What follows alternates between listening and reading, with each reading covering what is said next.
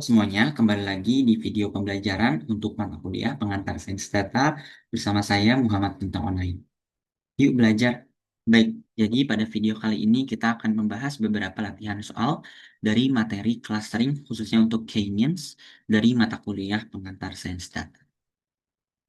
Sebelum kita membahas latihan soal, di sini ada sedikit penjelasan terkait algoritma K-means. Jadi clustering atau pengelompokan itu bertujuan untuk mengelompokkan data berdasarkan karakteristik yang sama, sedemikian sehingga objek-objek dalam suatu klaster serupa satu sama lain dan objek antar klasternya itu berbeda. Nah, salah satu algoritma clustering yang paling populer dan sederhana digunakan adalah K-means clustering. Jadi di sini ada algoritma K-means-nya. Di sini ada pun langkah-langkah dalam melakukan algoritma K-means itu sebagai berikut. Pertama, itu kita tentukan dulu jumlah klaster yang ingin kita dapatkan, yang kita sebut sebagai K. Kemudian setelah mendapatkan jumlah klaster, kita pilih sembarang titik observasi untuk dijadikan titik pusat klaster awal pada setiap klaster. Kemudian kita lanjutkan dengan hitung jarak setiap titik observasi ke masing-masing sentroid yang sudah kita pilih di langkah kedua. Setelah itu baru kita distribusikan setiap titik observasi ke dalam klaster yang memiliki jarak terkecil. Jadi yang paling dekat kita masukin ke klasternya. Kemudian kita setelah semua observasi sudah masuk ke dalam klaster, hitung kembali sentroid pada setiap klasternya. Selanjutnya, hitung jarak setiap observasi ke masing-masing sentroid yang baru dan distribusikan setiap titik observasi ke dalam klaster yang memiliki jarak terkecil, yang paling dekat lagi.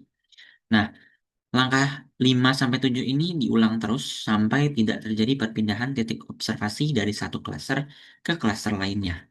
Jadi bisa jadi langkah 5-7 ini terus-terusan sampai banyak percobaan sampai akhirnya titik observasinya ini tidak berpindah lagi. Baik, kita masuk ke pertanyaan sederhananya terlebih dahulu. Jadi, algoritma clustering itu berusaha menemukan pola alami dalam data sehingga kelompok yang terbentuk muncul secara mandiri berdasarkan karakteristik objek, tanpa intervensi peneliti dalam menentukan kategori awal. Berdasarkan konsep tersebut, manakah pernyataan berikut yang paling tepat menggambarkan tujuan utama dari clustering? A. Mengidentifikasi hubungan sebab akibat antar variabel dengan bantuan label kelas. B. Mengelompokkan objek hingga objek dalam klaster yang sama memiliki karakteristik yang lebih mirip dibandingkan dengan objek di klaster lain. C. Memastikan objek memiliki jarak yang sama terhadap setiap sentroid. D. Menghasilkan model prediksi nilai output berdasarkan variabel input. E. Mengurangi ukuran dataset dengan menghapus variabel yang tidak relevan. Jawaban yang benarnya adalah B. Jadi memang tujuan utama dari clustering itu yang tadi sudah dijelaskan ya di slide sebelumnya bahwa kita ingin mengelompokkan objek sehingga objek yang dalam cluster yang sama, satu cluster itu punya karakteristik yang mirip, yang lebih mirip dibandingkan dengan karakteristik dengan objek di cluster lain. Kalau bisa objek-objek di cluster lain ini semakin beda gitu. Biar setiap cluster ini punya karakteristiknya masing-masing. Kemudian, untuk pertanyaan sederhana yang kedua, di sini perhatikan pernyataan-pernyataan terkait K-means clustering berikut ini. Yang pertama itu K-means termasuk ke dalam partitional clustering, di mana data dipartisi menjadi tak hingga banyaknya kelompok. Yang kedua, jumlah klaster K terkecil adalah K sama dengan 1. Artinya, semua titik observasi berada di dalam satu klaster. Yang ketiga, titik pusat atau sentroid adalah representasi rata-rata dari objek di dalam sebuah klaster. Yang keempat, Euclidean distance membantu menentukan keanggotaan objek ke klaster tertentu dengan menghitung jarak objek ke setiap sentroid, sehingga dapat meminimalkan jarak antar klaster dan memaksimalkan jarak antar titik observasi dalam klaster. Yang kelima, algoritma K-means clustering akan berhenti saat sudah tidak terjadi perpindahan sentroid dari satu klaster ke klaster yang lainnya. Pernyataan yang salah adalah A. Pernyataan pertama, kedua, dan ketiga. B. Pertanyaan pertama, keempat, dan kelima. C. Pernyataan kedua, ketiga, dan keempat. D. Pernyataan kedua, keempat, dan kelima. E. Pertanyaan kedua dan ketiga. Jawaban yang benar adalah B. Jadi, pernyataan yang benarnya adalah yang kedua, yaitu jumlah klaster K terkecil adalah K sama dengan satu. Artinya semua titik observasi berada di dalam satu klaster. Itu benar ya. Jadi, kita juga bisa memilih klaster itu sama dengan satu. Jadi memang itu klaster terkecil. Kemudian, pernyataan ketiga. Kemudian pernyataan ketiga juga benar, titik pusat sentroid adalah representasi rata-rata dari objek di dalam sebuah klaster. Ini juga benar, jadi ketika kita ingin menentukan sentroid itu kita jumlahkan dulu keseluruhan objeknya, kemudian dibagi dengan jumlah objeknya tersebut. Jadi adalah rata-rata.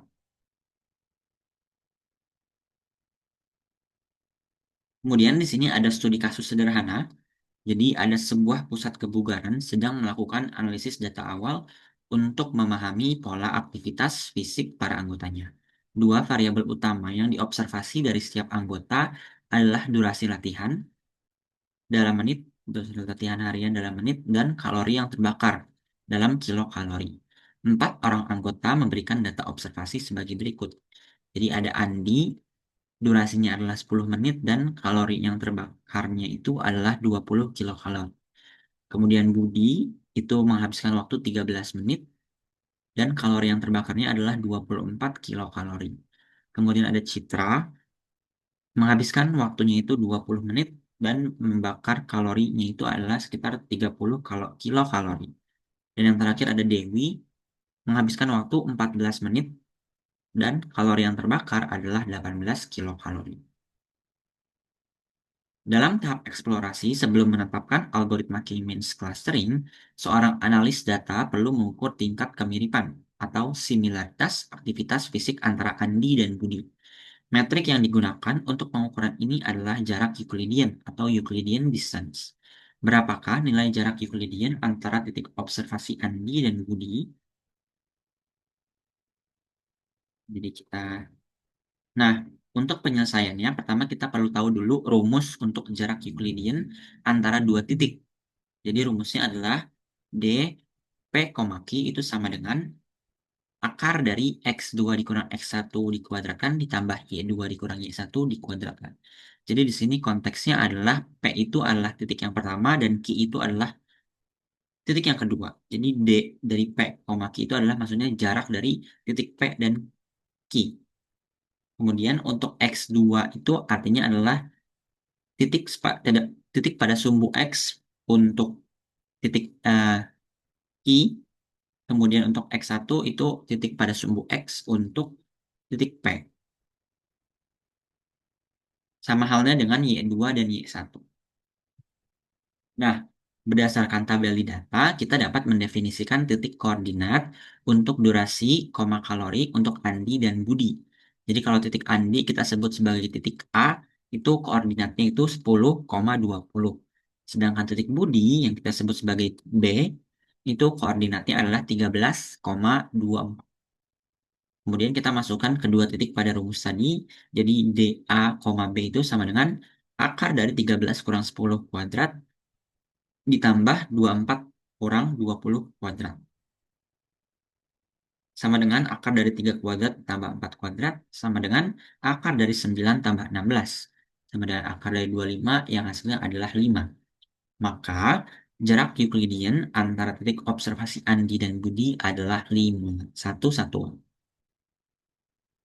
Baik, cukup sekian untuk video pembelajaran kali ini. Sampai jumpa di video pembelajaran selanjutnya.